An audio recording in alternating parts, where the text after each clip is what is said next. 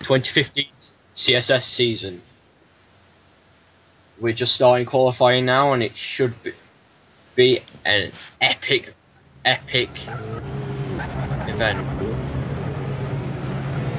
Yes, indeed. The start of the road to the Nurburgring 24 hours, the CORE Nurburgring 24 hours, which of course happens next year, next February. And it's September, and we're already preparing for this with the CSS, the second running of the CSS, and we start at what I think is a very interesting track. This is not a real life track, it's a trial mountain circuit, and it's a very complex track, you know. And it's September, and we're already running at the CSS. I wouldn't say it's overly complicated or complex even, but there is obviously having the rocks surrounding a fair deal of the track. It's a rather difficult challenge. If you're not in control, if you're not in control of your vehicle, you know, you might hit the rocks and just spin off, you know.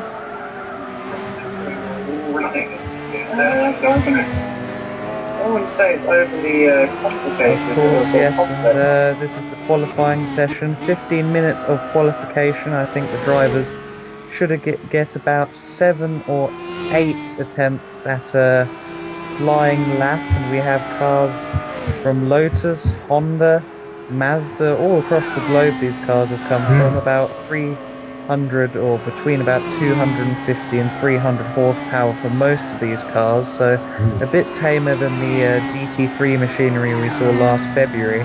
However, these cars will still provide brilliant racing. As you say, they're about 1 ton. That's the average weight between them. I mean, we've got everything from the plucky little Mazda Roadster to the mighty Tuscan Speed 6. I mean, they're all little go-karts. Anything could happen.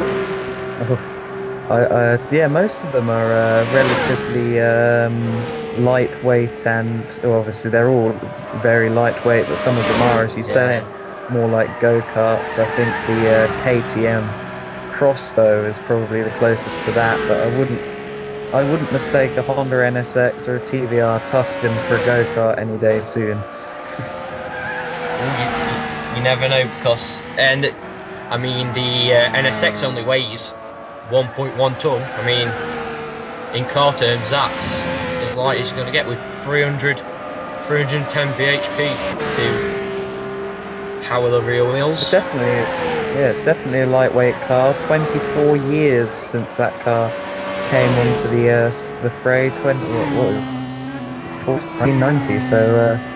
That car's a bit long in the tooth, but still competitive to this day, and the first times are being set at this point. Flux the Duck currently leads the standings, but of course, early doors, anything could happen yet. Well, Flux the Duck is in the Mazda Roadster, the lightest car here, so at 805 kilogram. Yeah, very lightweight machine. Obviously, in the UK, there's a developing scene for spec Mazda racing in all across the country. There's a very popular series for Mazda MX-5s, but this little car is a step above that. It's got that massive rear wing, and very much lower, and I think slightly wider as well, a wider body kit. So this car is a bona fide race car, make no doubts about it. Yeah, it's really showing. It's really showing its colours here. I mean, we're two qualifying fast laps in, and we've already got a 124, 2 124s out, the 2 MX-5s, and with with Johnny B and the NSX following closely behind. I mean, and look at who we are. We have a shock spike in this TVR, and TVR, that's a nice looking car, don't you think? Yeah, I've never been a fan of the TVR body style, but it just looks, honestly, it looks like it can do some work, you know what I mean? It looks evil. I'll say that. Yes, of course. Cars very similar to this TBR we're currently seeing on screen were for many years highly competitive in the British GT Championship back when there was a GT2 class, the TBR Tuscan T400R. That was a very formidable car in its day, and I'm sure that, you know, racing pedigree, it's always a little nice statistic to have in the back of the logbook, I'd say. Yeah, but we also have the Lotus 1100R, 111R on scene here. I mean, the Lotus, they're renowned for the handling. You know what I mean? Well, last season in the CSS, obviously that was actually on Gran Turismo 5, so that's a bit of a flashback. But we had the Lotus, I think it won, if not all the races, pretty much every race under Concrete Climax. And of course, Concrete Climax are back this season defending their 24, and this is the beginning of that road to the defense. So it should be very interesting to see if they can pull it off this year. Of course, we have returning teams such as CORE. We have Made for Racing, who return with a very seasoned roster from various teams from last year. The remnants of Team Motion Blur, among others there. We have Team Octane Racing as well. A lot of familiar names here in the entry list. And I think that that, alongside some of the new teams we have, I think we're going to have a very interesting N24 and a very interesting build-up to the N24 as well. Yeah, as you say, Made for Racing has earned some stripes around here in the previous seasons, but we'll see if that pays off later. We've also got the Concrete Climax Junior team with Shock Spike and the Tuscan, as you pointed out, and I believe Team Morphine Racing in the KTM with Nightfire PT at the helm. Yep, Portuguese driver. Seems like interesting to have a second Portuguese team. Obviously, we had Restolo team last year. Of course, I believe they won Spirit of the Race Award. Yes, they won Spirit of the Race Award for the N24 last year. They were a very plucky bunch of drivers, carried on going no matter what got in their way. So they were fan favourites last year, and this time we have, you know, two Portuguese teams. So the international aspect well, of CORE Racing as a whole and these events leading to the N24 grows and grows. Yeah, I mean, PP123, he's American. We've got Nicodemus, he's Swedish. Just goes to show it's European racing and global racing, I would say.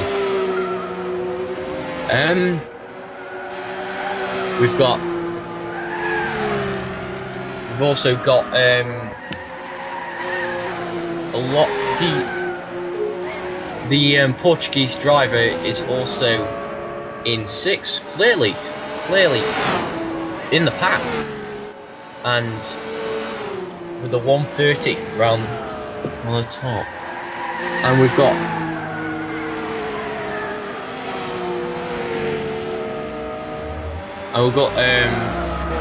Plux set in 124. Oh, 124s in the Mazda MX-5, or Mazda Roadster, should I say. And it looks, to me, like the top two is the lucky little Roadsters, with the NSX driven by Glenel's. No, the Lotus driven by Glenel's. Sorry about that. Slowly following behind. Not slowly, I say. 124 is 124.7 is proper going for it around here. But we'll see if we can squeeze any more out. by the time the fuel levels drop on these cars, I reckon we could see some 123s out of some of these drivers. We have 9 minutes left, I think. No, 5 minutes left, sorry, a bit of a misreading of the data we have here. I think we could get a 123 out of someone before the end of this. Quite interesting to say that, because someone,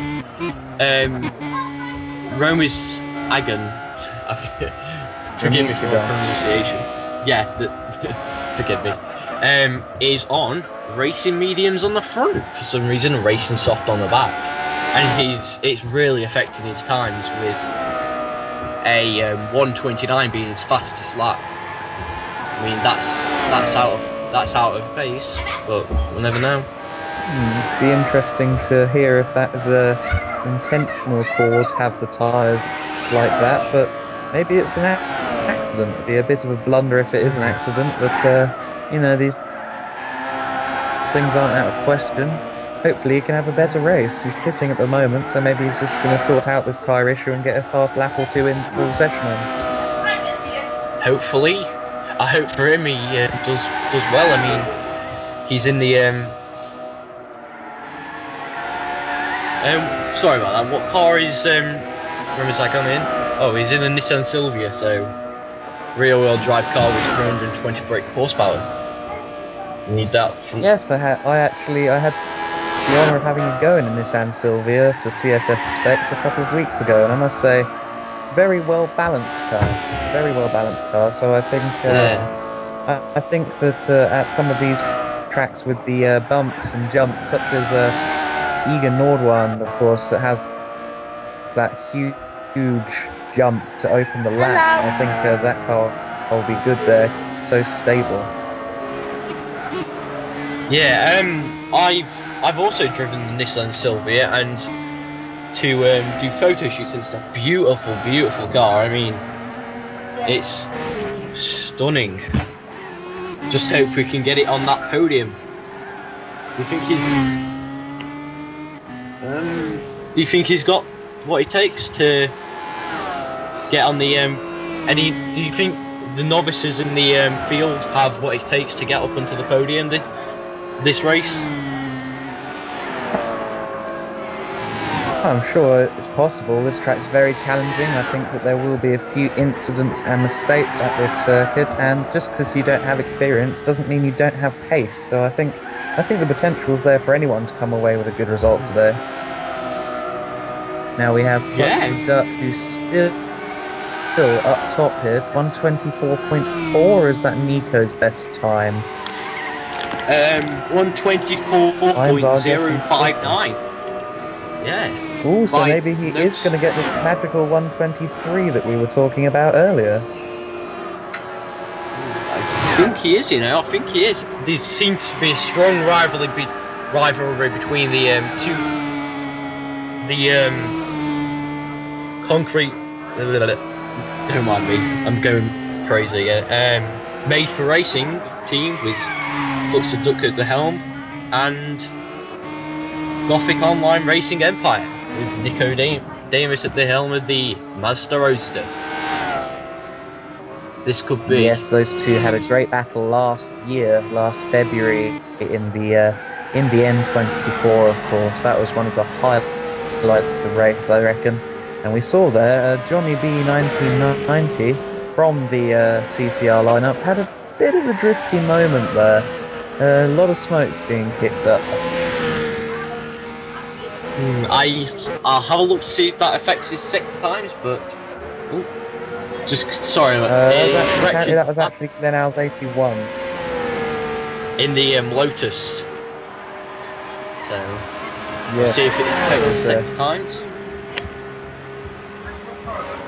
I don't think it will. It's too late for that anyway. It was towards the end of the lap and he's already crossed the line. So holding station third place for now. Well, doubt he's going to get another lap in. So you never know. Probably not. Yeah. I'm not sure, but look at this PP123. We've been talking about it. This unique KTM crossbow, quite a nice looking car. I've always enjoyed it. I know that a few members of the CORE drivers and just CORE in general, it seems to be very popular because on the game you can see the car's suspension working as you drive, and that seems to be a fan favourite among these drivers. But Plucks the Duck, has he broken that 123 barrier yet? That's the end of that, and no, he hasn't, I don't believe. No, 124.059, that's enough to bag him this pole position, but only by just under 2/10 from Nico Demis in the identical Mazda Roadster. So this should be a good race. I think we're in for a good, intense battle here, because everyone seems to be relatively close on pace in that top 4, top 5. And the roads are quite narrow around here, so any mistake, it's any one game. You know what I mean? Definitely, and of course this is it. This is it, the first race in the build-up to the 2015 CORE Nurburgring 24 Hours, the premier endurance racing event on Gran Turismo 6. And this is how we start things off. This should be very good stuff indeed. Yep. And we are away here. Plucks the Duck having a bit of an odd start there. What's going on there? He's fell back about 5, 6, 7 positions. He's in 5th place. Is it? It's a warm-up lap, but it seems that some of the drivers... It's a rolling start. That's what's confusing me. Some of the drivers seem to have darted off before... Romy seems to be going... Romy's going flat out. Does he not know? Oh dear, this Wait is a moment. He stopped. He stopped, don't worry. Drop back, please. So he's stopped out on track. He needs to go and find his position in the train again. But that was a very odd moment. Obviously a bit of confusion there.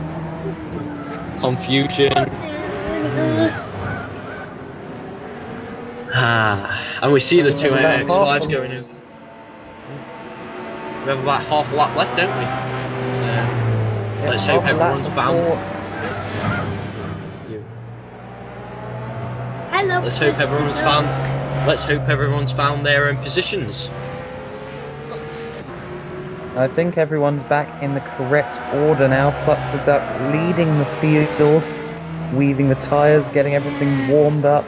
The race is just seconds away. This is very, very interesting stuff. I'm looking forward to this a lot. I can't wait. I mean, we've got 2 X5s in the front leading a Lotus and an SX. I mean, only in online racing could you get this sort of competitism. That's the beauty of this type of racing. We are just rounding the penultimate corner, and then the last chicane before we get started here. The 2014 CSS leading to the 2015 CORE Nurburgring 24 Hours. This is their first chance to gain momentum and prove themselves as a top draw and a top team for this year's race. We're away. Ladies and gentlemen, we are away. We are green and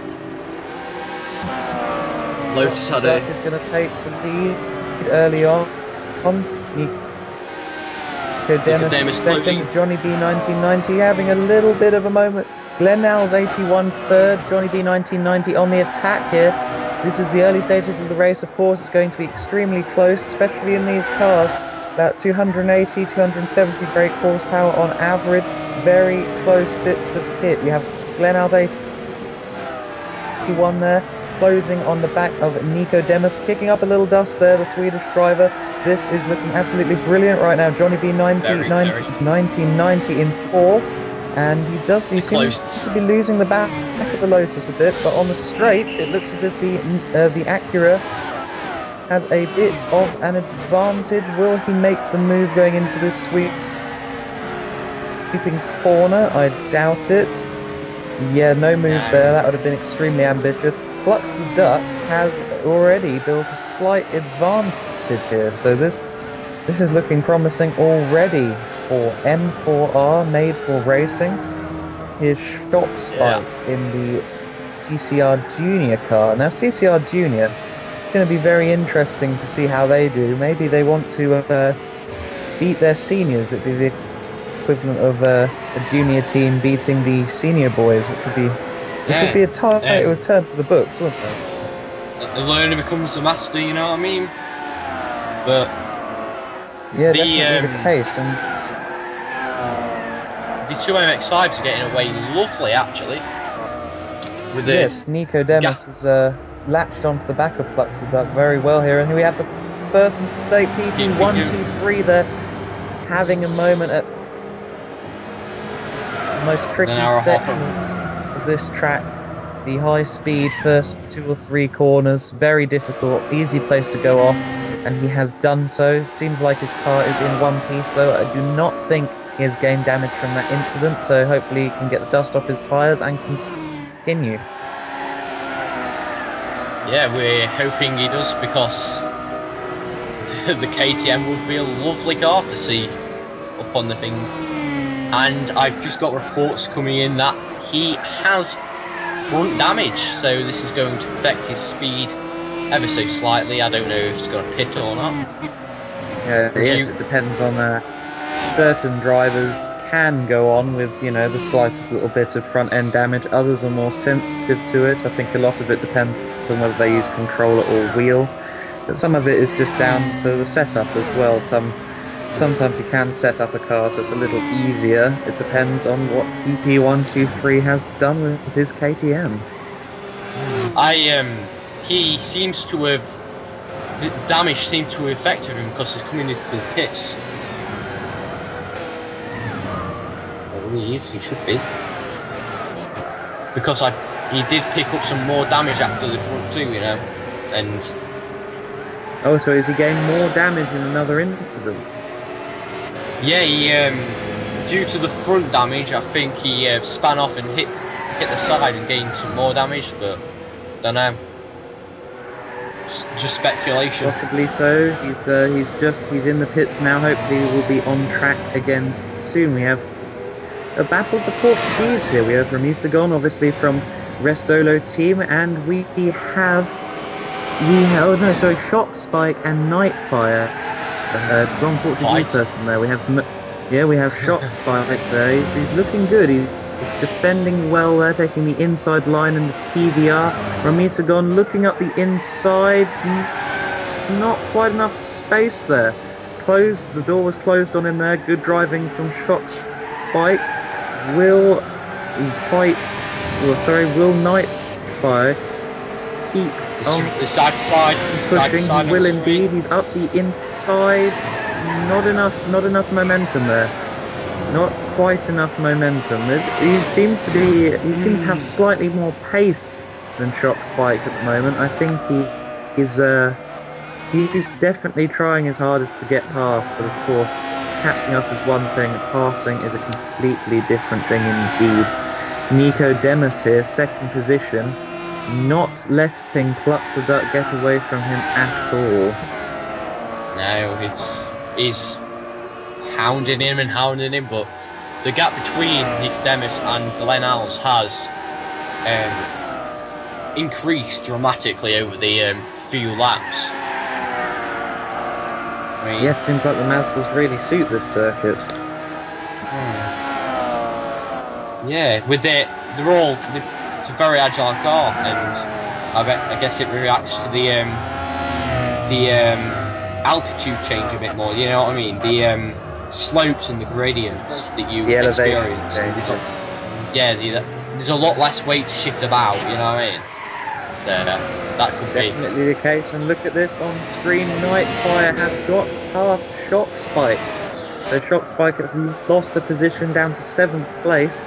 Nightfire made the move in that little nimble KTM, and now hopefully going off in pursuit of GTPL Old Boy, who is of course representing Poland's 24 Racing, a team obviously recognisable to anyone who followed the CORE Nurburgring 24 Hours last year, one of the most competitive teams we had in the race last season. They had a lovely red Mercedes SLS, very competitive car. I don't think GT Old Boy will be needing to worry about Nightfire for a bit. I think the gap is quite substantial between them. Not only that, but Shopspike is not letting Nightfire get away. I think Shopspike, given the opportunity, will make a move on Nightfire. It's going to be a good battle, I think we're going to see here, developing between two very different cars. So it's great to see these cars so evenly matched here. Of course, CORE as usual doing their specs to a level of, you know, molecular accuracy. It's crazy how accurate sometimes these specs, the amount of time that goes into them. Provides us with great racing like this. I mean, you couldn't do it without any preparation. Yes, definitely not. British engineering versus Austrian. Shopspike there, he's not. Yes, and Shopspike taking the wide line. He's not going to go around the outside, but there, surely no. I was concerned for that move. That would have been would have been a very tense moment. I think it would have likely ended up with at least one of them in the barrier. He did seem to lose a bit of time. Now, this is obviously the CSS, the car selection series. However, one car for the VLN as well as the N24 has already been selected. Concrete Climax Racing, as the 2014 Nurburgring 24-hour winners, got first pick of cars, and they have decided to opt with the Audi that they won with this year. So obviously they are satisfied with that car. So it's battle to get the next pick. Obviously cars from Nissan, Mercedes, BMW, all there in GT3, as well as the second.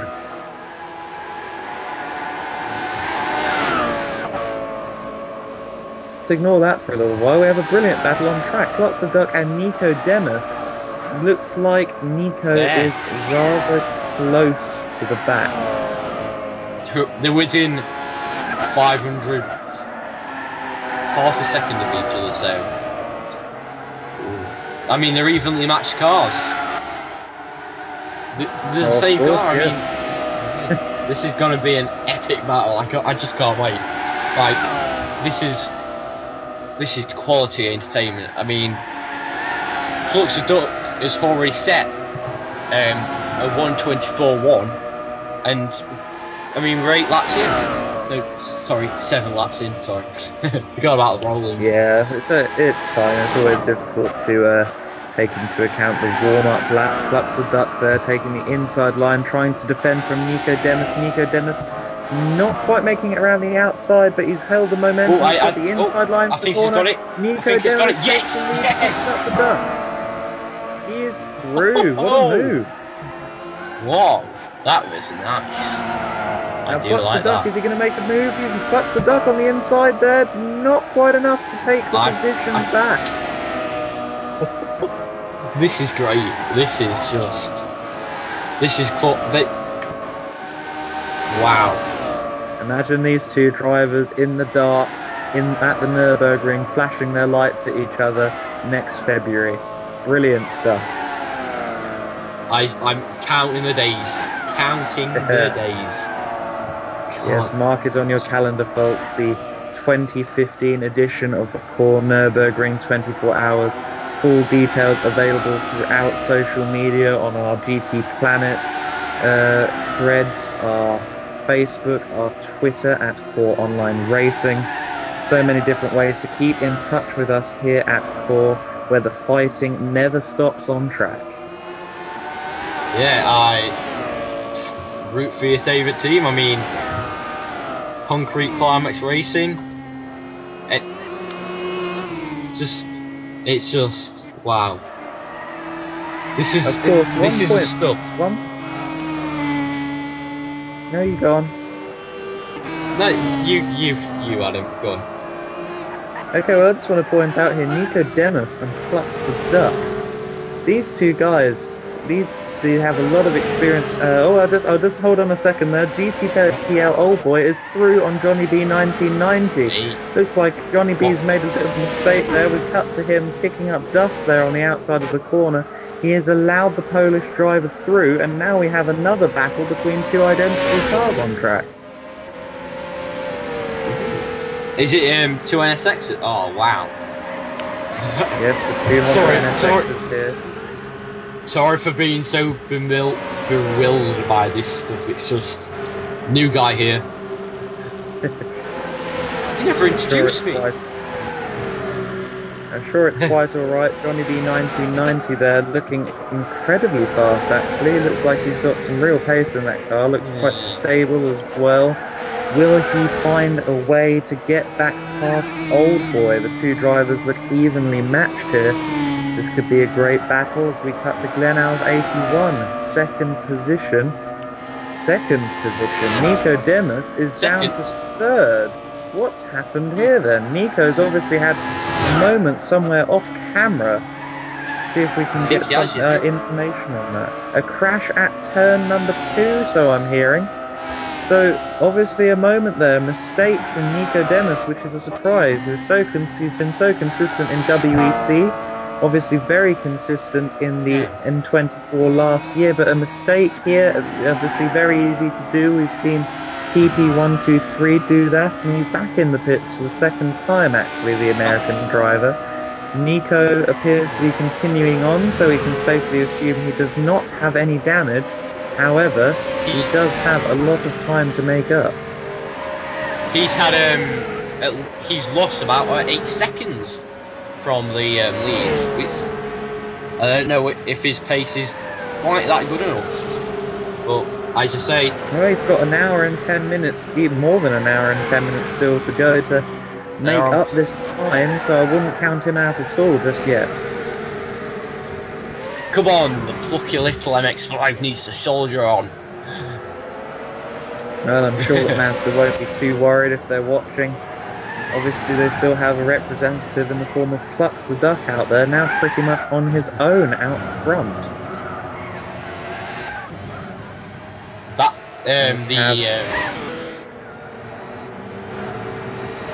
Nightfire here, he's 6th position. He seems to have got away from Shock Spike rather, doesn't he? Doesn't seem to be making up any more time with the NSXs of Old Boy and Johnny B 1990, but he has dropped Shock Spike rather, got away, which is obviously a relief. It's always a bit more relaxing at the very least to not have the need to look in the rearview mirrors every other 5 seconds. Yeah, you see, it's also a mental game. Racing is, and you just see a car in the rear view. If you're not he's got a car in the rear view mirror. Look at this. GTPL Old Boy has Johnny B 1990 all over the back of that car. 2 NSXs here. Johnny B on track. A bit of a twitch there on the entry to the corner from the red NSX of GTPL Old Boy. This is a great battle. Looks like Johnny B even having a little look up the inside. Not convinced that he's going to make it through there. Backs out slightly. Johnny B's got the pace there, but only a couple of hundredths of a second. Not hundredths. Just a couple of very close between them. Let's say that the best lap is like this is going to be some amazing race or so. It is indeed going to be an amazing race here. Johnny B 1990 does look to have the edge. Of course, he was ahead of GTPL Old Boy from what we can only assume was a bit of a mistake here at this turn about 3 laps ago. He's now found himself behind GTPL Old Boy, who's making himself very difficult to pass. And of course, he has every right to do so within the CORE regulations. You can only make 1 blocking manoeuvre. However, he's doing that, he's within the regulations. He's just making it very difficult for the Brit driver. He looks up the inside. He shut the door. He shut the door on him. Yeah, it doesn't look like Johnny B had enough momentum there. You see, it depends what tactic Old Boy goes with. I mean, he could go for the attack is the best defence option and just gun it. But Look at this, That Johnny B increases risk. 90, very, very close to the back of old boy. Is he going to make it up the inside? I think he has. I think he has. That move. He's made it. Yes. That was what a move. Nico Demis is off track again. Look, down to 5th position. In the midst of that battle, Nico has dropped further down the field to 5th place. So this is now a battle for 3rd position. BTPL Old Boy back in 3rd, taking the position back from Johnny B 1990, who makes the move. Johnny B 1990 back up to 3rd, drags going down the straight, neck and neck. Jesus, this is brilliant stuff. Great racing between these two drivers. Brilliant drivers in identical cars. This is what racing is all about. Johnny B 1990 holding the inside line, shutting the door on Old Boy. Looks like Johnny has the position for now, anyway. Let's see if he can hold Old Boy off for a while. Well, he certainly looked as if he had better pace, so now it's the question of whether or not he can build a gap to the Polish driver, or whether Old Boy can hang on his coattails and try to make another move to get the position back. But here's Plux the Duck out there all on his own. He had Nico Demis stuck with for a little while. Nico's now in the pits, down in 5th position, obviously got damage from this latest incident. So now it's Plux out front all on his own, building as much time as possible, so his team have a brilliant little gap for tomorrow. However, Glenal's 81 from Reaper Racing isn't making that quite so easy. Glen seems to be closing in on Plux. A couple of tenths a lap, I believe. As Nico Demis now down to 7th, so opposing fortunes here. It looks to be going very well for Plux, very well for Glen. It'll be interesting to see. Be interesting to see what's happened with Nico Demis. I think we might need to get an interview with him. See what happens.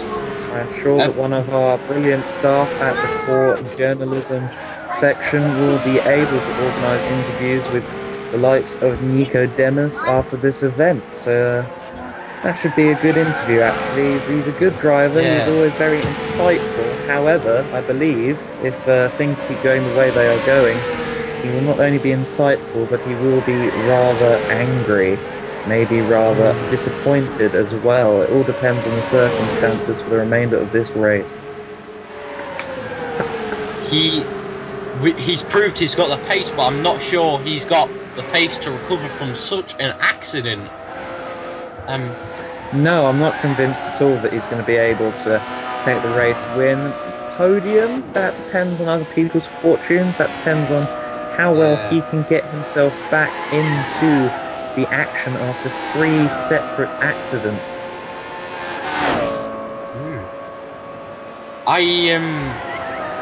The gap between Glenal's and Plux the Duck seems to be about 4 seconds. I mean, they're away from the rest of the field by at least 20 seconds from the next guy down, Johnny B in the NSX. Yes, so here's the timing and scoring as it stands here.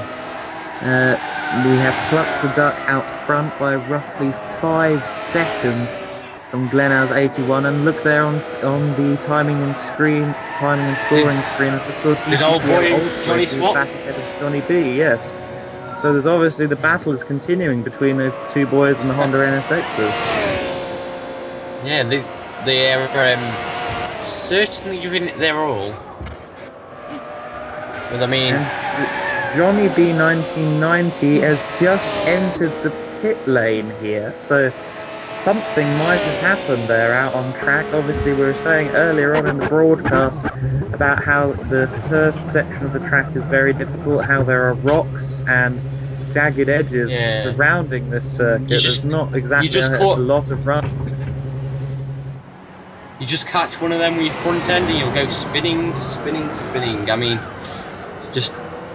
then you got to go in the pits and then 30 seconds down, aren't you?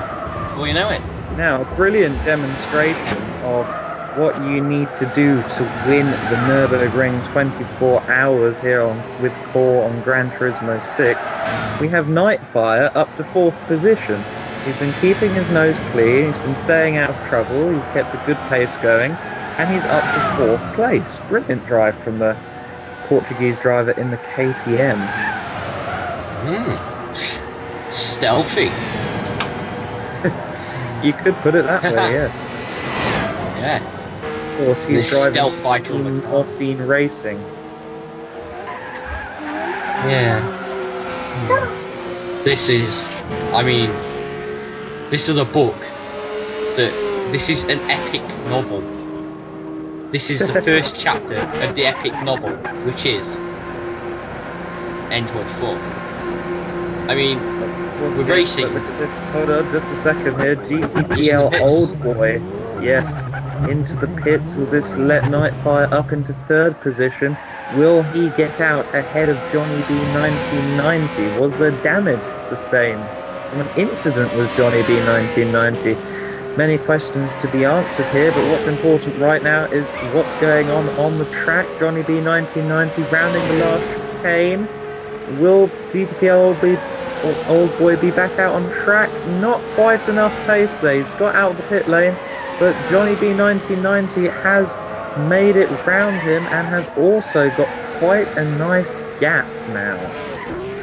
I think what's gone on between them, I think might have been a collision or something of the sort, but we'll have to see after a race. Nico Demis back up to 4th position all of a sudden as the pit stops start flowing.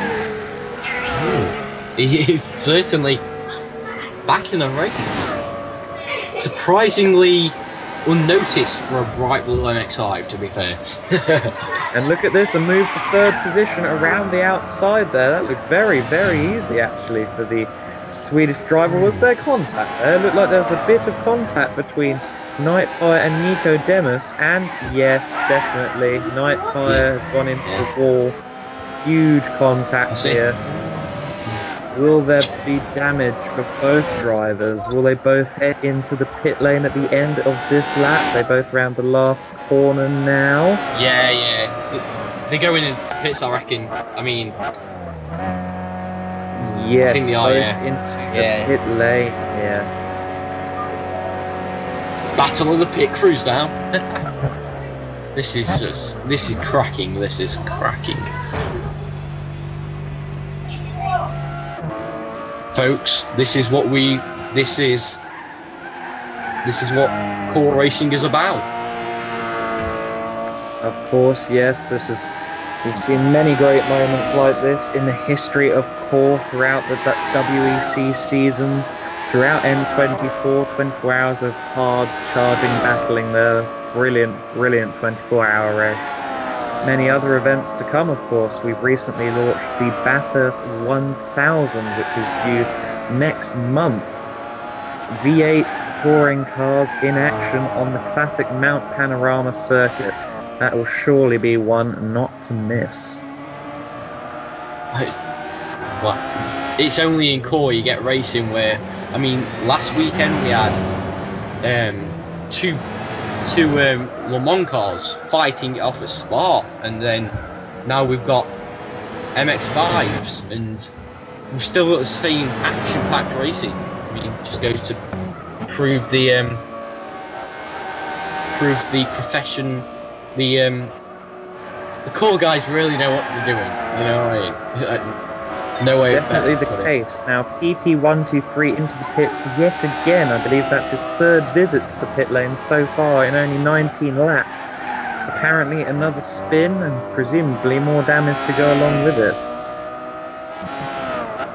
Nico Demis now down to 6th position behind Shock Spike, ahead of Nightfire though.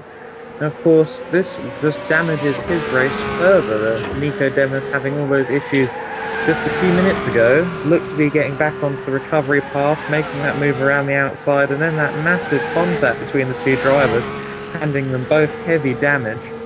And now it's Johnny B 1990, quite comfortably so, in 3rd position, with GTPL Old Boy in 4th.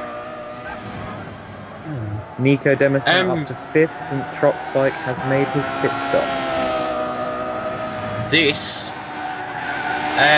PP is 2 laps down. I mean, something's gone drastically wrong to make 3 pits in 20 laps. We'll just have to see. However,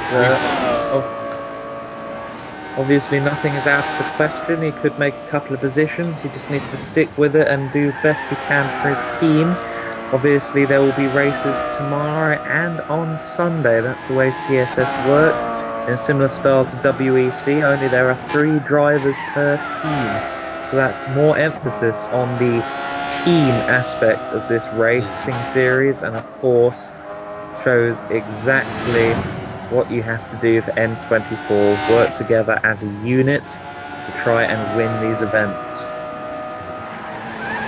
I mean, we've got a full weekend of action-packed racing. I don't think my mind can take this. I mean, it's mind-blowing.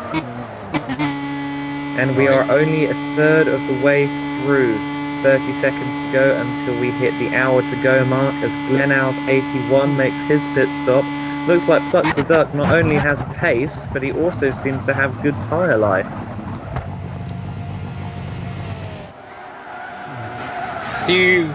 I think the pit strategy for everyone except from Plutz the Duck and Glenow's have been totally destroyed.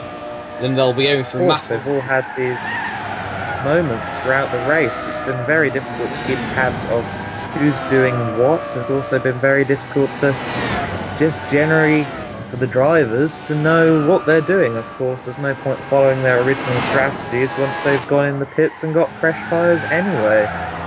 And that adds another factor you've got to remember about pit stops. I mean, people, you've got to adjust for petrol and stuff like that on the move. I mean, they've no longer they've no longer got a plan in their head that they're going to pit on that certain lap. They've got to adjust it for what has happened, and just adds another factor into the racing. Definitely the case, and look here, we have Nightfire in 5th position, and just behind him, before he pitted at least, was Plutz the Duck. Plutz the Duck diving into the pit lane. He was nearly a lap, he was about to lap 5th place, only half an hour into the race, which, if anything, shows his consistency so far. Plutz the Duck in for the stop. I'm sure he'll come out ahead of Glenn, as Nico is also in pit and dropping back down the field, so not sure what's happened to the Swedish driver there. Not sure this his team, his team Gore will not be happy with this performance so far, I dare say. He's had a very strong race. I mean, we've got an hour left, and I mean, in the first half an hour, we've had yes, people going from 2nd to 7th and crashes. And look at that, Glenn Owls 81, about a second behind Plutz the Duck. Plutz the Duck comes out of the pits, and he has the potentially unwelcome sight of the Flying Scotsman in his Lotus Elise. Ooh. Now this is the first, I believe, this is the first pressure that Plutz the Ducks have really faced since those first lap battles with Nicodemus.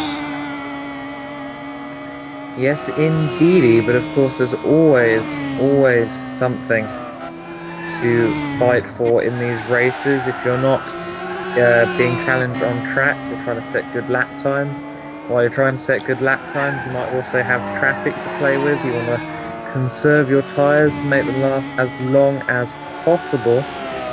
So this is very, very interesting stuff.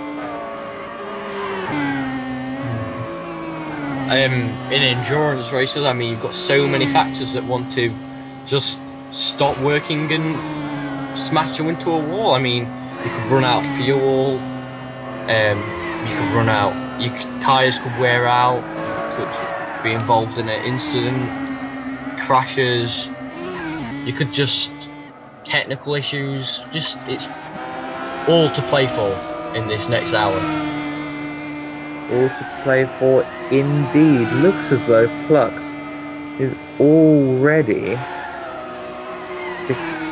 getting away slightly from Glenn. So Yeah.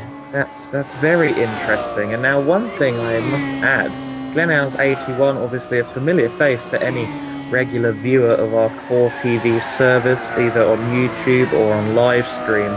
However, here, he's essentially a rookie because the CSS is primarily for new teams.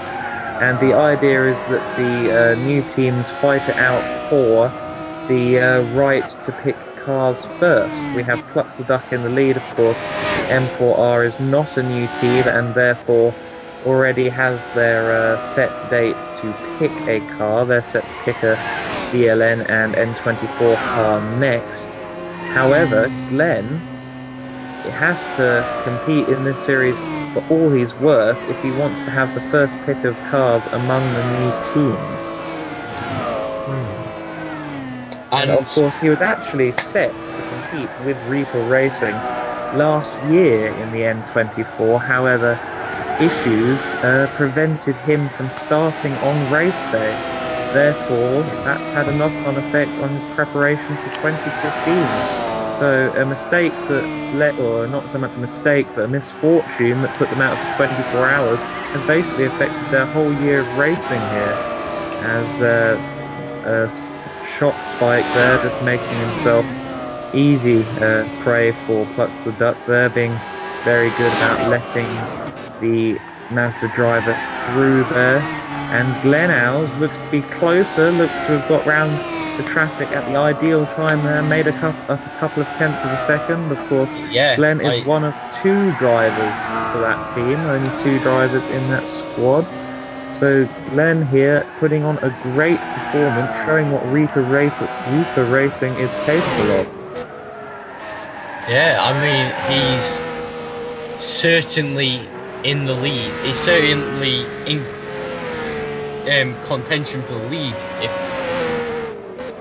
because he's got the pace and he's got the skills and he's got the car, and he just needs to all three to come together and take the lead. But don't know, absolutely. Sometimes I just want to close my eyes and just wait for the race results, because this is, whoa. This is what online racing really is about. I mean, not sure you can commentate by ear though, so I'd advise you to keep those eyes wide open here as Johnny B 1990 starts his 24th lap of the race in 3rd position. Looks like he's got a good car underneath him. It looks well balanced.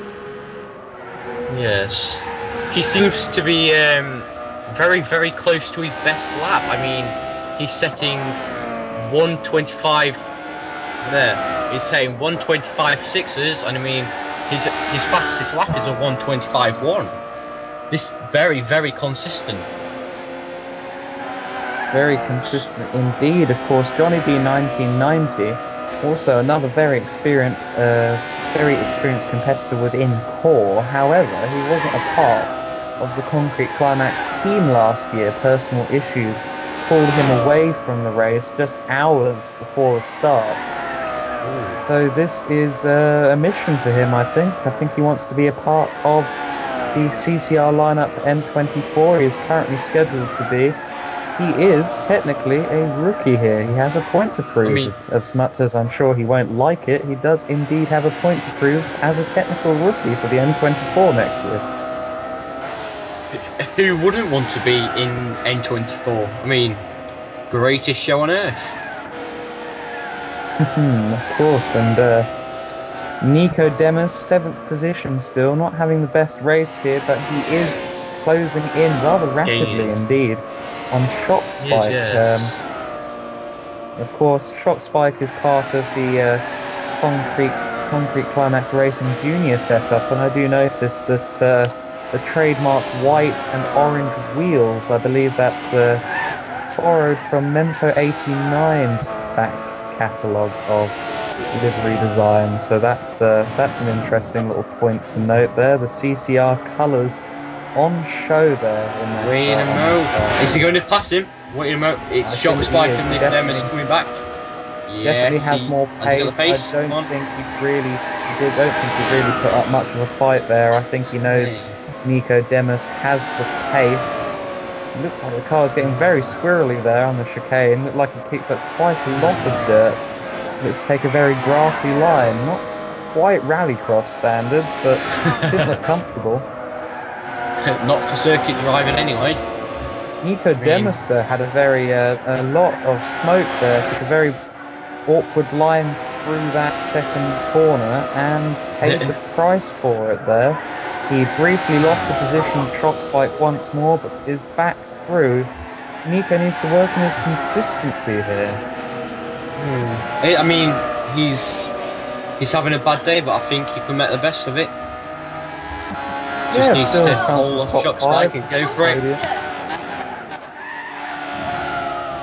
Now, CCR Junior, just want to talk about them a bit more just for a second. They are a development program from the CORE Nurburgring 24-hour reigning champions. They're essentially here to gain experience. They're here to learn the ropes of CORE racing, learn how it all works in preparation for future events. So they're instructed to, you know, keep it clean, keep it steady, stay on track, and, you know, it pays dividends eventually, and I'm sure they're learning that lesson gradually throughout this series. Yeah, that's the key thing in racing. Learn the ropes and keep it clean. And a cocktail excellently perfected by CORE. I mean, do we have any close battles on? Don't know. Don't know about that, but 1:23.628 I'm seeing on screen there. The best lap for Puts the Duck. He has conquered his time from his qualifying session. So he's clearly got the pace. The fuel, obviously, he's a bit lower on fuel than he would have been in the qualification session. And he's using that to full advantage. Yeah, I mean, his car is lighter, his tyres are fresh, he is setting the pace out there. I mean, he's not just passed the mark, he's obliterated the mark. I mean, a 1:23.6. I mean, that is astounding pace. Very quick stuff indeed, and of course what Klutz is doing here, he's showing exactly what you need for this type of racing. Not only is he going quickly, but he's doing it without going off. He's doing it while staying on track. Touch wood, don't want to give him the curse of the commentator. But so far, he is performing consistently and quickly, which is exactly what you need in this type of event. Pulling away from Glenow's, which is an incredible feat, really. Glenow's 81, one of the best drivers in the CORE WEC prototype division, yet he's being left for dust. It's incredible to see. In a plucky little MX-5. Yes, definitely.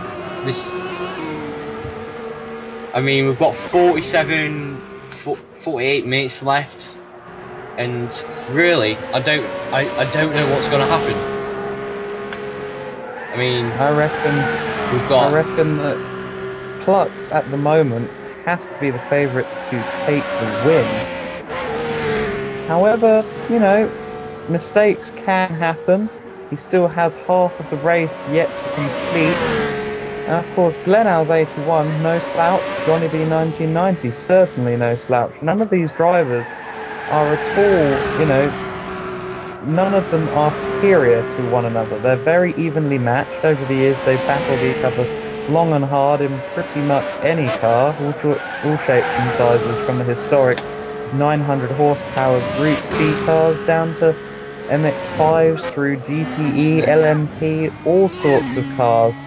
And these guys have always fought each other incredibly hard. So Klutz obviously just has an edge today.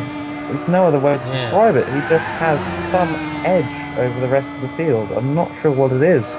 It's just something going on there with that car that's just obviously perfect for its surroundings today. again, I mentioned the point of weight transfer and things like that. A 123, and the rest of the field is just that. He's certainly got the pace. I mean, 46 minutes left. I mean, he's got to keep it clean. Look at this, look at this. It looks as if Nightfire is not making it easy at all for Glenhouse 81. Did they just make contact there? Did Glenhouse 81 just make contact with Nightfire? There was a lot of smoke. There looked to be at least a bit of a confrontation between the two drivers. Nightfire looks to be blocking Glenhouse 81. He does realise that he's a lap down, right?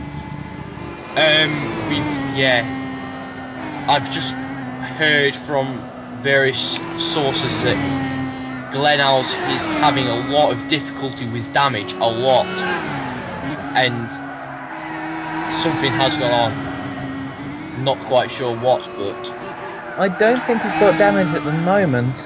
Car looks to be doing very, very well for itself. He's got past Nightfire. Nightfire making it exceedingly difficult for Glenhouse to make it through, which is, of course, you know, it's not on in this series at all. You've got to keep your driving standards up to a certain level. He has to be very careful. Got to use those mirrors on the KTM. Hopefully Glenhouse does not have damage. It looks as if his car is performing well. Hopefully he can continue his race unaffected.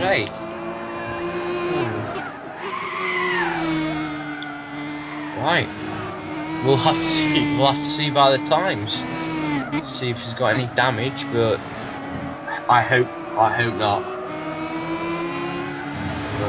Well, damage or no damage, he has lost a lot of time here to Plutz the Duck. He was already losing time because Plutz was setting those brilliant lap times faster than Glenn was doing, but now he's lost 2 or 3, maybe even 4 seconds to the driver in the blue. He's certainly lost a grasp on the lead, I think. I mean, but he's still, all credit to him, he's still a lot closer than most of the field. But now, Nightfire now has some company again here in the form of Nico Demus. Now, Nightfire loses the position there. Nico Demus is through for 5th position. Looks as if there was damage there for Nightfire. Not quite sure what happened there. Screen just flickered a bit for me. I missed the main part of that incident, but something happened there to Nightfire. Looks as if he's got heavy damage. Apparently he hit the wall. He hit those rocks that I was talking about earlier in the race. That's not good stuff there. Apparently the back end stepped out on him, and that's the end result. Nico Demus up to 5th. Nightfire down to 6th position. He's going to have to pit in, and almost certainly he's going to get a penalty for blue flags after that moment with Glenhouse 81 just now. So not looking good right now for the Portuguese driver and for Team Morphine Racing. Yeah. I believe this is his debut race. Am I correct? Yes, it is. It is indeed. Nothing like starting off on the right foot, will.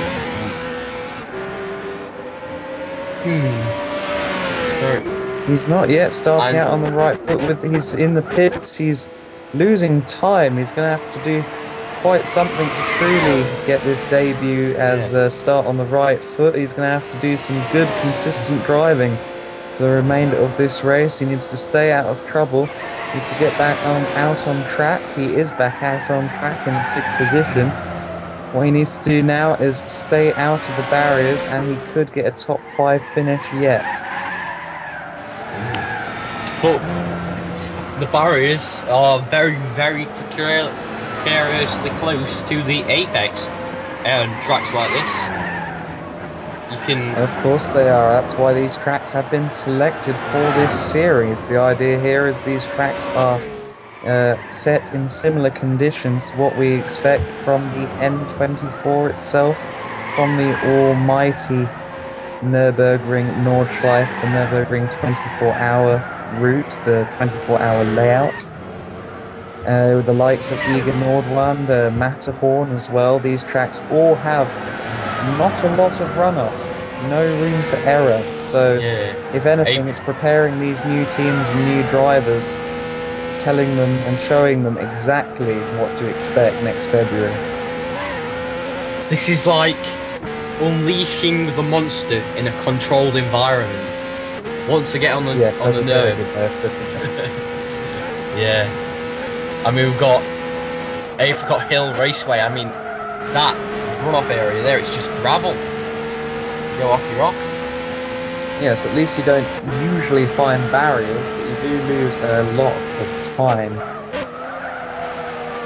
There is no track on this calendar that forgives you for making mistakes. Yeah, there's no tarmac here and tarmac there. Oh no, definitely. I mean, there's a lake.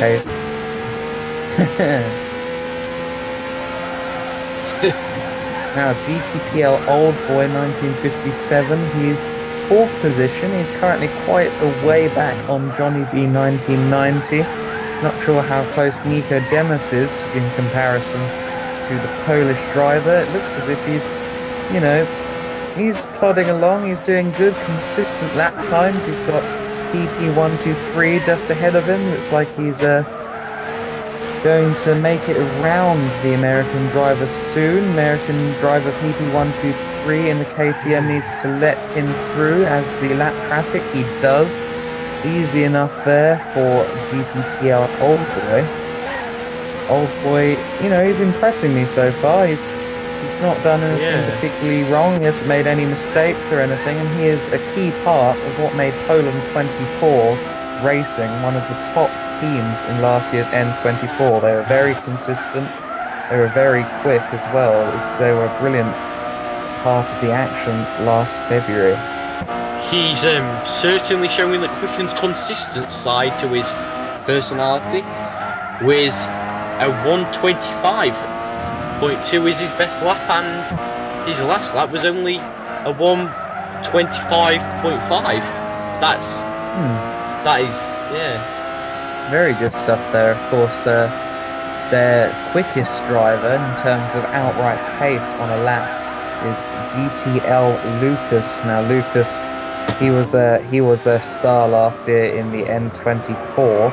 However, GTPL Plotnik is also a very good driver. There is no real weak link in that team. They're one of the strongest teams in the N24, no question or doubt.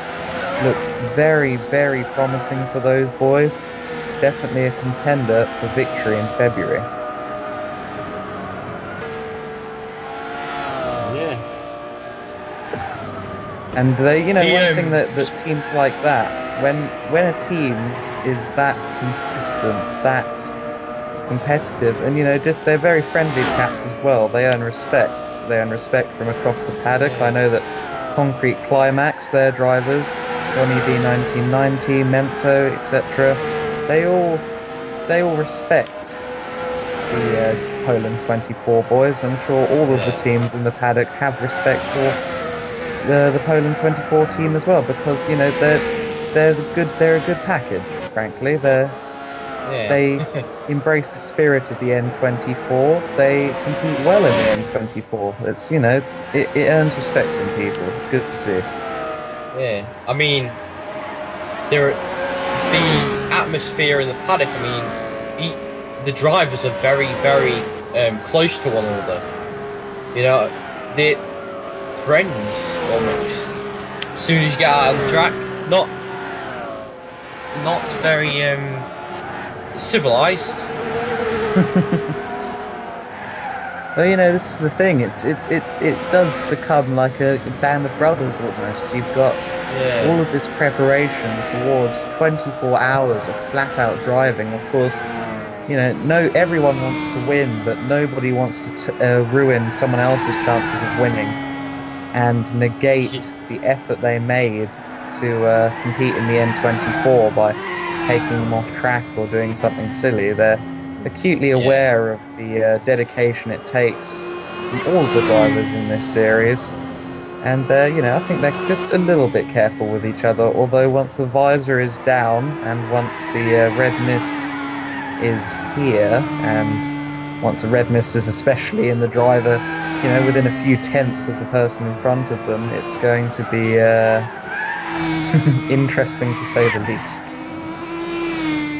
Yeah, certainly.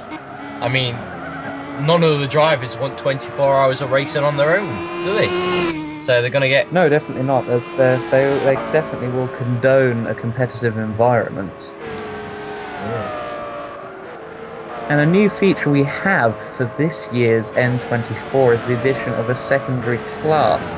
We have SP7, obviously the name of one of the lower classes in the N24 race held every May. Or at least I think it was June actually this month. I think that was a bit of a sidestep from tradition. They have, they have multiple classes ranging from GT3s to Renault Clios, and CORE have decided to echo that with a more production-based class. As I mentioned earlier, the likes of the Ford Mustang GT500, Corvette C7, Ferrari 458, McLaren MP412C. Cars like that featuring in CORE events for the very first time, so it's great to see those cars finally given a chance on track. Of course, adds a multi-class complexity to the N24, as if it wasn't already exciting enough out there, you now have two classes going at it in February. Yeah, certainly it'll be very interesting to see the supercars on track. I mean, they're not stock. Certainly not stock. I mean, it'll be interesting to see if they can take the fight to the high class. I'm sure they can. If a team enters in that class with a mind to stay on track, to set good lap times and stay consistent, stay out of the barriers, stay facing the right direction. Easy to see an SP7 car on the podium. Definitely a possibility of that. I think we had PP123 there, looked to have a bit of an off. Back up to 8th position, Romy Sagon is down to 9th, but nevertheless, a bit of a moment there for PP123, as Plux the Duck looks to make a lap up on GTPL Old Boy. Looks like he could lap the entire field at this rate.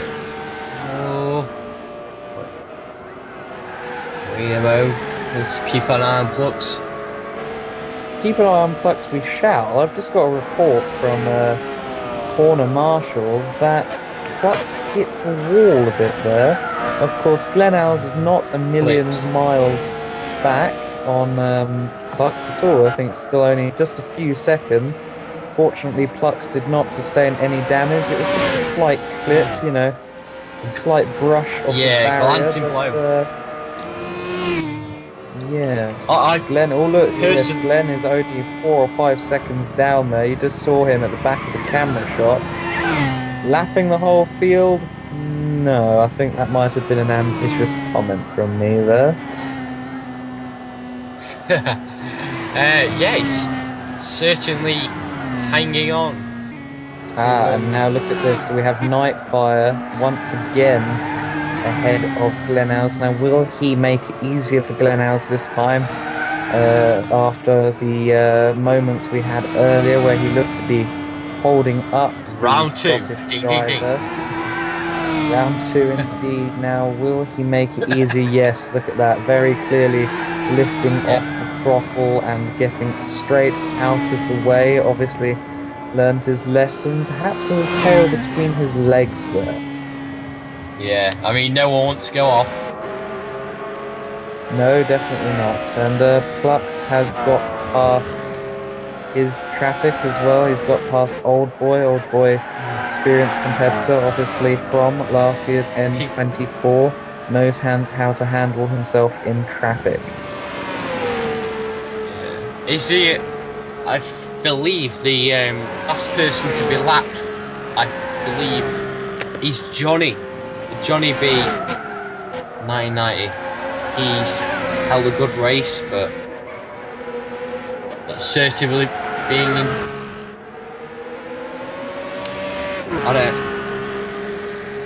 I'm not going to call anything out here because it's all to play for. I mean, we've got people a lap down. I believe they could come and just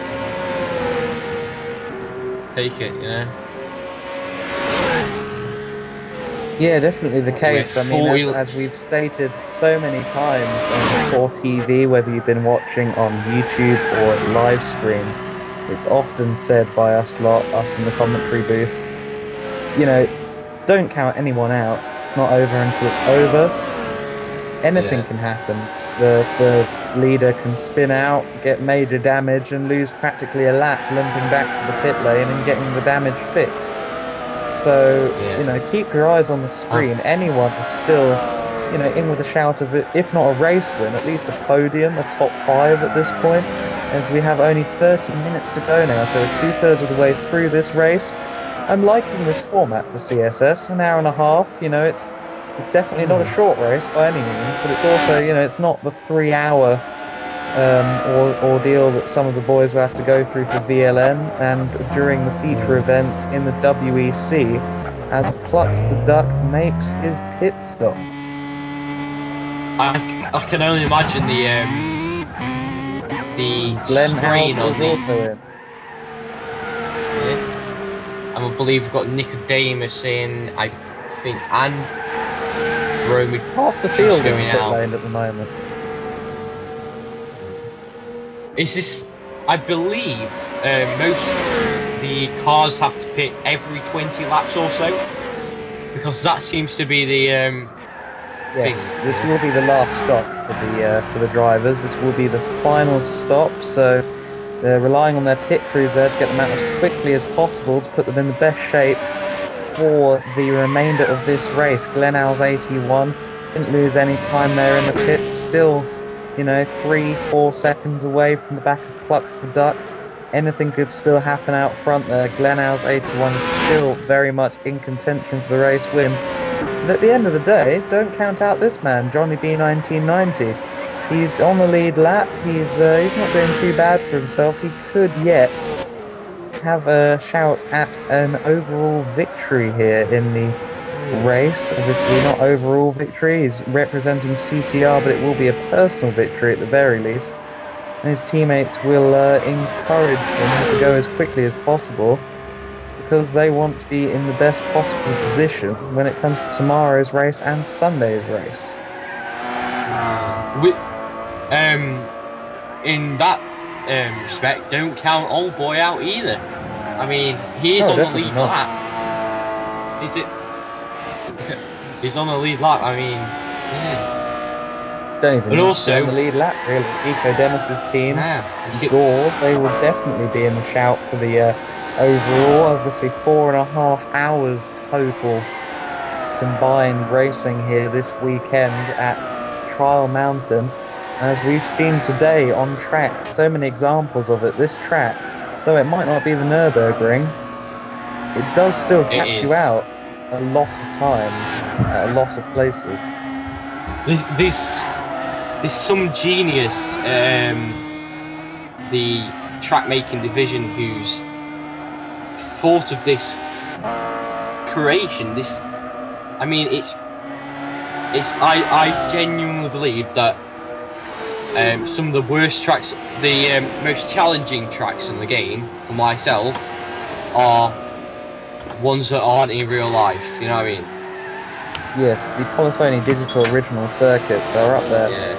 They're some of the best circuits in gaming. They're brilliant fun to drive.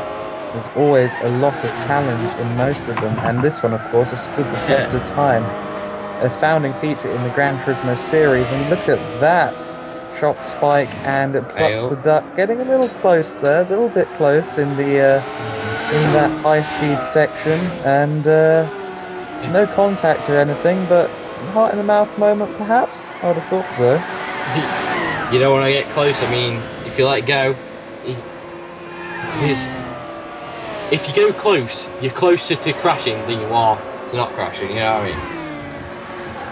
Yes, definitely the case. More to hit if you're right next to another car, and Romisigon there also letting Shockspire through. Shockspire doing well for himself there in 7th position in that TVR, and Glenelg's 81, you know, still right there with Plucks the Duck, just a few seconds down the road. Plucks taking a lot of risks here with Glenn, you know, this close behind. It'd be understandable if he could hit with damage, come out and still be ahead, but let's face it, one error, one spin, and he has essentially cost himself the victory here. Yes. Yeah, be careful. Got to be very careful out there. Glenelg's 81 now has some clean road, 4 seconds worth of clean road before Plucks the Duck. Yeah. Obviously they're leading the race. Glenelg's 81 has the chance to set some blistering lap times in this attempt to try and catch Plucks the Duck.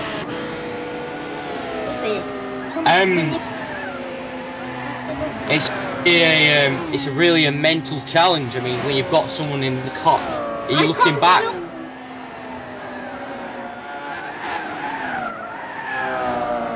And here is the leaderboard here, just over 25 minutes still to go. Plucks the Duck leading for it by 4.5 seconds.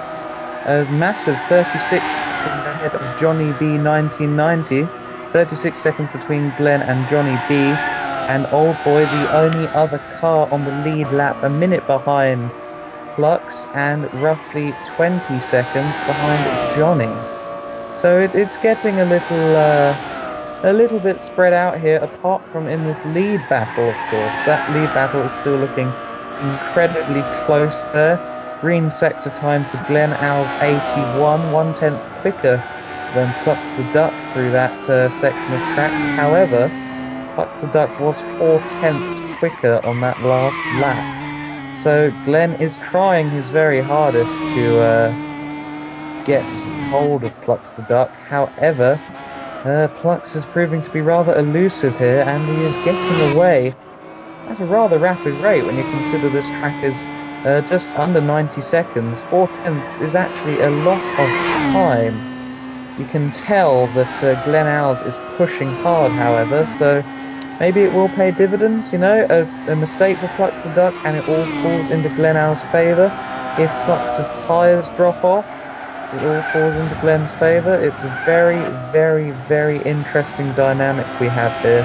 Looks like we're going to have more traffic soon as well. The harder you push, I mean, the closer you are to braking, you know what I mean? And you've got traffic at play, and we've seen in a lot of races over the years that traffic can be a deciding factor in any race. Oh, of course.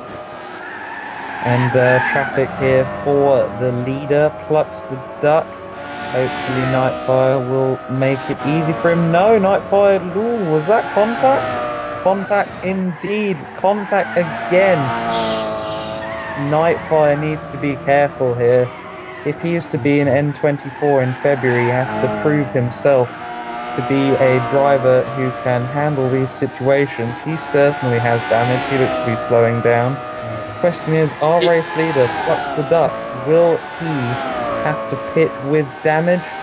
Answer is no. Flashes past the pit lane entrance, as does Nightfire. So maybe both of them got away with that unscathed. However, it was lucky. Very lucky. Yeah. Very, very close as well. I mean, it was only a touch, you know what I mean? But it shouldn't be happening. Well, touching and stuff in touring cars. That's acceptable. Not only is it acceptable, I think to an extent, by governing bodies across the world in touring car racing, that is maybe gently encouraged. Certainly in the British Touring Car Championship, it is gently encouraged to increase the show, but in this type of racing, in endurance racing, you're here to, you know, try and make the car last. You're here to put in a consistent showing to try and get the best result possible, and you need to stay calm and stay out of the way when you're allowing other cars by in a lapping situation. Now, Johnny B 1990 is back in the pit lane, out of sequence. This pit stop shouldn't be happening, really, as is GTPL Old Boy. So both NSXs are in. What's happened there then? Maybe there's been, I don't think there's been contact. They were almost 20 seconds apart just a few laps ago. Yeah. So whatever's happened here, two drivers have had out of sequence pit stops, and both drivers are now very, very close to being a lap off the leader here. Plucks the duck right behind Johnny B 1990. Nico Demus now ahead of GTPL Old Boy, and GTPL Old Boy now a lap down on the lead. So the battle for podium positions has changed once again. Nico Demus is now a factor, and they're now a lap down. They're certainly adding another depth to this amazing race. I mean, it's I can't even. This is close. I wonder if anything did go off between Old Boy. I don't think there would have been something between Old Boy and Johnny, because they had a lot of time between the two of them. There was like 20 seconds between them, less than 5 minutes ago. So I think separate incidents there, which is very interesting for two drivers to make mistakes on the same lap. And Johnny B 1990 there showing good, good endurance racing, or endurance driving there by, making it easy for the leader, making it easy for Plux. So now it's just Plux and Glenn on the lead lap. So it's the top two, in the top two positions obviously, and the only two on the lead lap. Will Glenn challenge for the win yet? It's especially with the risk factor involved. I mean, Plux the Duck has got to notice it. He's not overtaken Glenn yet. I mean, this is going to be niggling in the back of his mind while... Well, he's going to know, because obviously he has the timing at each sector. It tells you how far ahead of the car behind you are. It's got to say around 4, 5, 6 seconds. However, he is, as the timing scoring showed, he is setting quicker lap times.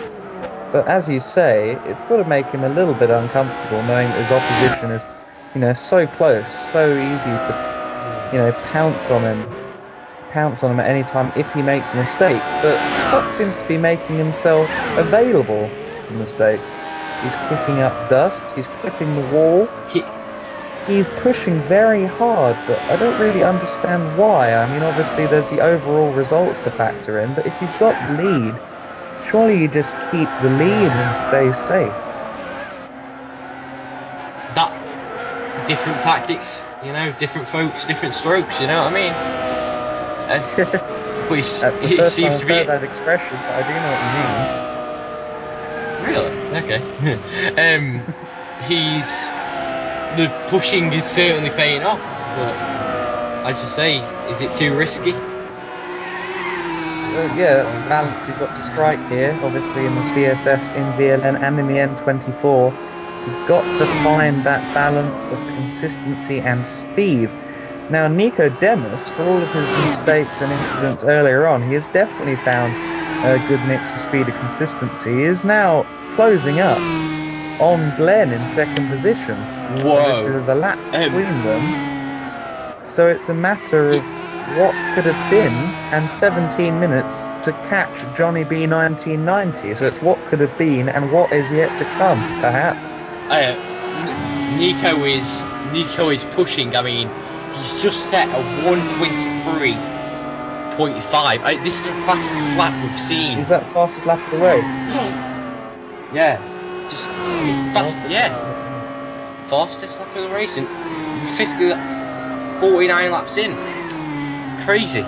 Brilliant driving there from the Swedish driver. I'm sure the boys down at Gothic Online Racing Empire will be very, very happy with what they are seeing. Signs of things to come.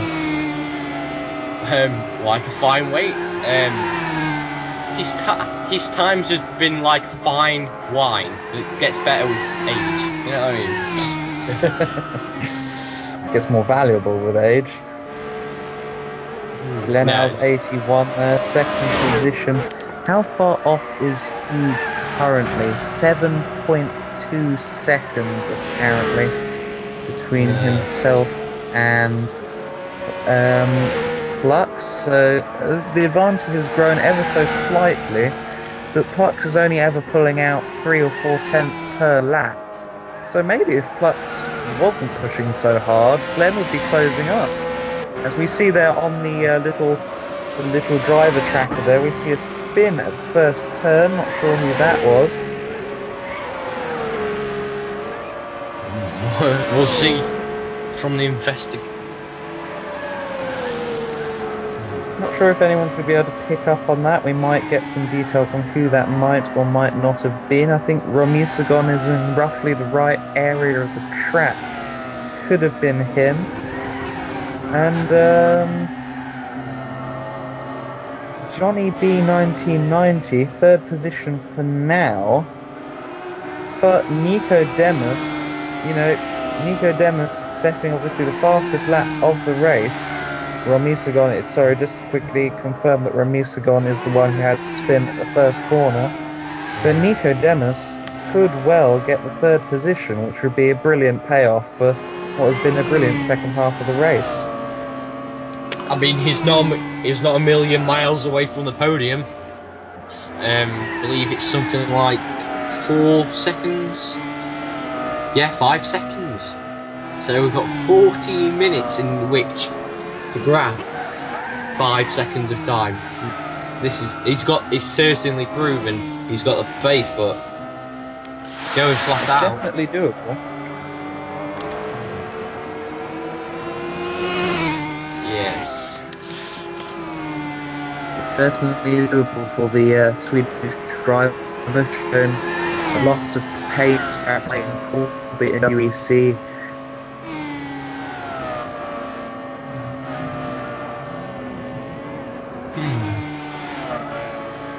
Right, we've got an interesting race on with Nicodemus. I mean, he's had a brilliant start, brilliant qualifying, and well, he's just getting back into his sweet spot, I believe, because 123.5. Where did that come from? I mean, 50 laps in.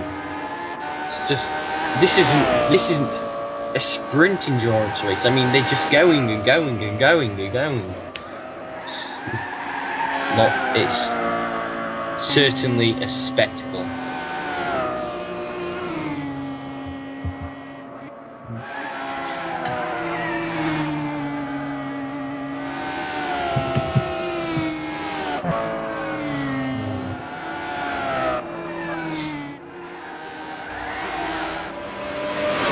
And we've seen the experience of Plux a Duck in action today, with leading the race from lap 1.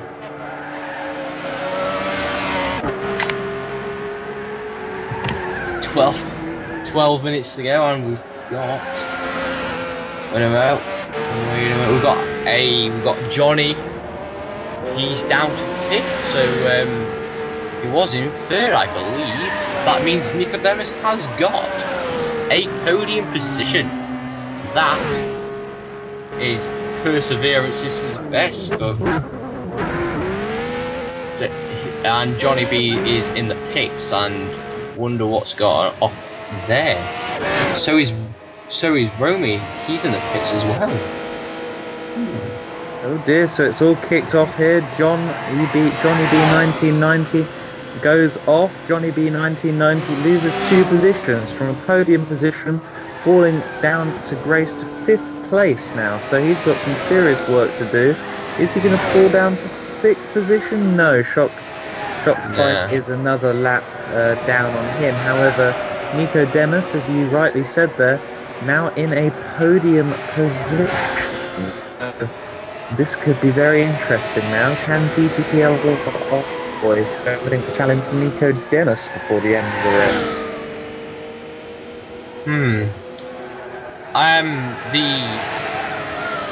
I believe the gap between Nicodemus and the next person on point in this case is quite a lot. I mean, it's over just under 20 seconds. I mean, that's a considerable amount of time. I don't think they can make it up. So no, definitely not. There's no way that Old Boy can make up 20 seconds in just over 10 minutes. Fingers crossed. Of course, there is some trouble on track. Curse the commentator. Please don't say that. Plus the duck here out front, convincing lead through this fabulous tunnel here at Trial Mountain, one of the signature features of this track, one of two tunnels, one of three tunnels even, sorry, there is 3 tunnels on this track, and about to close in on Nightfire once again. Nightfire must be 3 or 4 laps down at this point. Hopefully that all goes off without a hitch. Klutz the Duck putting in a brilliant performance today. Pushing slightly too hard perhaps, but you know, setting good lap times, slowly building the gap to Glenelg's 81, which proves itself to be very valuable for Made for Racing in the next 2 days worth of action here. I think Klutz the Duck has calmed down because he's now setting 125s, and this is a considerable calm down, you know. That's the best way to put it. We were talking before about the tyre wear. Of course, we were seeing laps of about, well, stints of about 20 laps. We're now on lap 56. So the tyre are approaching the end of their life. I don't think anyone is going to make a final pit stop. I think we've seen all the pit stop action, at least in terms of scheduled pit stops. The drivers will push through until the end of the race with these tyres they have on now, but they will be losing grip, they will be losing a bit of time, so we can expect to see a bit of pace drop off. I think Klutz is paying, in tyre wear, he's going to pay for the really, really hard pushing that he did, and yes, it's just, in terms of unscheduled pit stops, I think we've had a fair share today.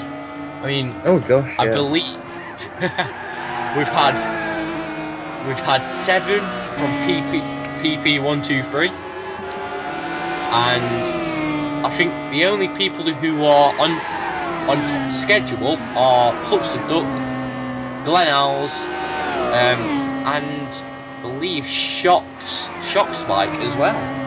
Quite surprising, actually. I think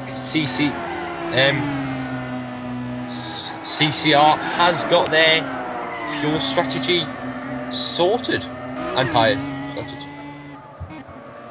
Yes, of course, we have Johnny B 1990 from the Concrete Climax senior team, and then Shock Spike from the CCR junior team. So you have both Concrete Climax divisions there running in 5th and 6th. Well, not exactly nose to tail, but at least on the standings it is going to be nose to tail in that respect.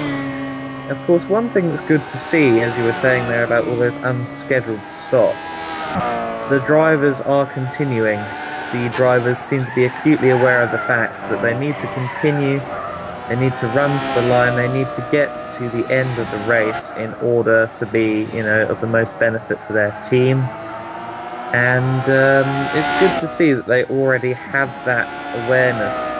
They know that they have to get to the finish in order to, you know, get the most laps possible and make their team, you know, give their team a hope of doing a good result overall here over these 3 days. The likes of Fangit Racing Team and Total Octane Racing, neither teams have a representative here today, so those 2 teams will be losing out rather on this one. I'm not sure what's happened there. I believe the Team Octane Racing did have someone signed on today. But again, strong. Yes, it was supposed to be the Burr who was racing for Total Octane Racing today.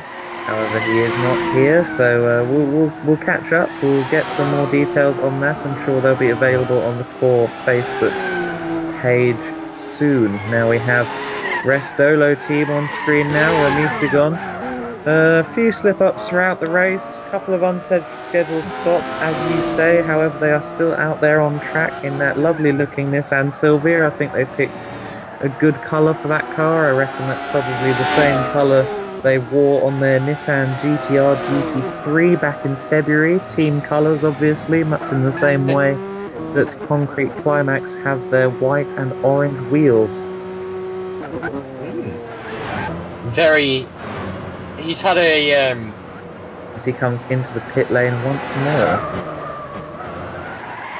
That'll be a 6th stop for him, I believe. He's had a... County finish, that's what's important for them. Yeah. But... Now then, Inferno Racing Team here, PP123. This is their first ever showing in any form of CORE event. Good to see them out here on their debut. PP123 obviously having early issues, but he has, he's persevered, he's carried on, he has got his team a decent base to work upon over the next 2 days. Running in that lovely KTM, number 45, I believe, on the side of that car. The team, their first ever run, American-based team. It's good to see an American team taking an interest in the N24, another welcome addition to the international roster we are seeing here. Of course, not only do we have a boost in terms of the teams with likes of them showing up, as well as these boys here, Team Morphine, they're here as well, of course, a second Portuguese entry, and all these new cars from SP7, and these new look CSS cars as well. The last season we had CORE.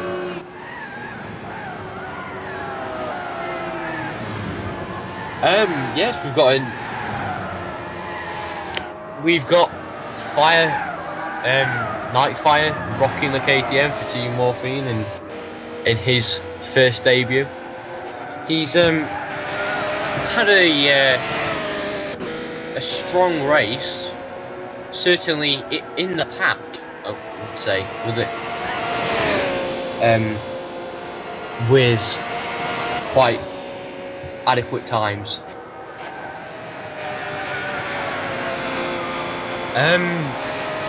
We've also got,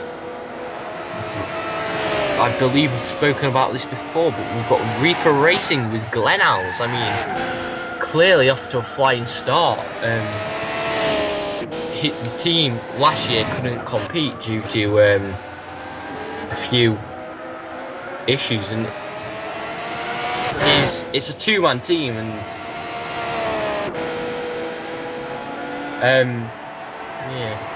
a two-man team. It'll be very interesting to see how they do in these events, obviously having one less or even maybe two less members than the other drivers and the other teams. Now we have the CCR Junior Squad, also their first ever run in a CORE event.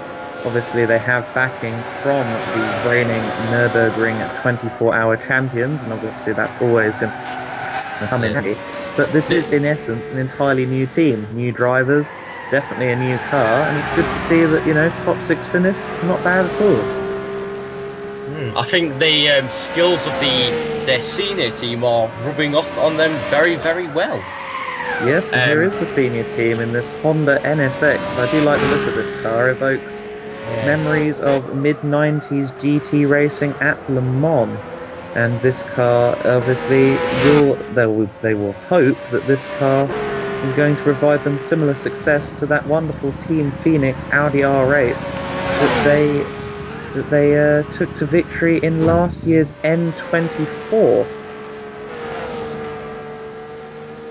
And this Honda is well balanced, obviously balanced by the legendary Ayrton Senna. He had a role in the initial phases of development for the NSX all those years ago in the late 80s. Another NSX on screen now. We see Team Poland 24 wearing their signature shade of red. Obviously the nation's colours there, looking very good on the Honda, I must say. GTP Old Boy, one of the main protagonists of the Poland 24 racing team. One of the top teams, as I've been saying throughout this broadcast, actually they're one of the top teams in CORE, one of the top teams at the N24. And, you know, if you're a betting man, I would not put my money against the P24 boys, because they are in with a shout in February. They're in with a shout throughout VLN, and sure enough, they are in with a shout throughout the CSS series. And Nico Demis here, third position, with the CORE Racing Team Mazda MX-5 in traffic there, doing a good job. That Mazda MX-5 looking brilliant in their signature shade of blue. Looking to have a strong third position following what was a slightly torrid start to the race. And behind him, oddly enough, we have second position. That's Glenal's 81, as we've mentioned. Reaper Racing, the two-man team in that Lotus, with just 16 seconds to go. Now the question is, will Plux break the timing beam one more time? Are we going to get one more lap out of this? Will the M4R driver get another lap? I don't think so. He's not quite going to. So Plux the Duck is going to cross the line. Yes, final lap. Plux the Duck crosses the line and takes the win in the first race of the CSS for 2014, building to the 2015 N24. And Tom, Glenal's 81 about to cross the line in second. Very, very interesting. Best 1.5 hour race ever. And I mean, this is a start of things to come leading up to the N24 race in February. And yeah, all looking very good, isn't it? Yeah, I can't wait. Just we've got a few more races in this, and then we've got the other series which will be ongoing, and all the drivers will be looking forward to the N24, and just astounding. I mean, we're going to get racing like this on the Nurburgring, the top track, the world's most perilous track. Yes, but of course before any of that we have yet another 3 hours worth in two 1.5 hour portions of this racing to come at Trial Mountain. Now Nico Demis has crossed the line to finish third, Old Boy took fourth, Johnny B 1990 rounding out the top 5 here, as you can see, rounding out the top 5, 5th position. Not a bad race from the British driver, the reigning, well, he's not a reigning N24 champion, he's representing the reigning N24 champions. I think caught up in other people's mischief quite a lot of the time, a bit of a shame. CCR Junior in 6th position. Rounding out the field, we have Nightfire in 7th position. 8th position, we had Team Morphine's. Whoa. We had Team Morphine with Nightfire, and then we had. No, it was PP123, sorry. It was PP123 of Inferno Racing Team and Ramisigon from Rest to round out the field. This has been the CORE N24 CSS. We'll see you tomorrow with more racing action.